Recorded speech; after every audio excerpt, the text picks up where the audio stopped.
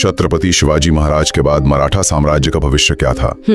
एक तरफ मुगल बादशाह औरंगजेब अपनी पूरी ताकत के साथ दक्कन में मौजूद था, तो उस मोड़ पर लग रहा था कि शायद मराठा स्वराज्य का सपना बिखर जाएगा। हाँ, ये सिंहासन पर बैठते ही उनके सामने सबसे बड़ी चुनौती क्या थी? असल में चुनौती एक नहीं दो थी, और दोनों ही बहुत बड़ी थी। अच्छा, बारी उनके बजाय उनके सौतेले भाई को राजा बनाना चाहते थे। हाँ। और दूसरी तरफ दरवाजे पर औरंगजेब की लगभग 5 लाख की विशाल सेना खड़ी थी। 5 लाख मतलब एक साथ 2 मोर्चों पर लड़ाई, अंदर भी और बाहर भी। हाँ, ये किसी भी शासक के लिए एक बुरे सपने जैसा मतलब एक तरफ तलवार और दूसरी तरफ कलम, पर मैदान जंग में उनकी रणनीति क्या थी? इतनी बड़ी मुगल सेना को उन्होंने 9 साल तक कैसे रोके रखा? देखिए, उनकी रणनीति सिर्फ पहाड़ों में छिपने वाली गुरिल्ला युद्ध नीति नहीं थी, वो बहुत आक्रामक थी। अच्छा। पहला, उन्होंने औरंगजेब के ही विद्रोही बेटे शहजादा अकबर को शरण दे दी।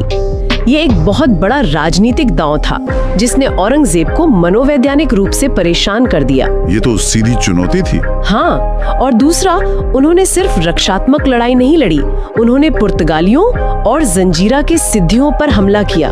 ये उस दौर में बड़ी समुद्री ताकतें थीं और मुगलों के सहयोगी भी। मतलब वो दुश्मनों को बढ़ने का मौका ही नहीं दे रहे थे। बिल्कुल।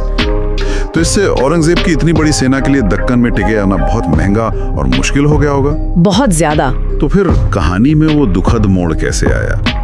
ऐसा लगता है कि वो हर मोर्चे पर जीत रहे थे। इतिहास में ये बार बार देखने को मिलता है। सबसे बड़ी लड़ाइयाँ अक्सर बाहरी दुश्मनों से नहीं बल्कि भीतरी धोखे से हारी जाती हैं। किसी अपने ने। हाँ, उनके अपने ही एक रिश्तेदार गणोजी शिर्के ने विश्वासघात किया और मुकर्रब खान को उनके गुप्त ठिकाने संगमेश्वर का पता बता दिया। और उसके बाद जो हुआ वो इतिहास के सबसे क्रूर पन्नों में से एक है। 11 मार्च 1689 औरंगजेब के हुक्म पर उन्हें बेहद यातनाएं देकर मार दिया गया।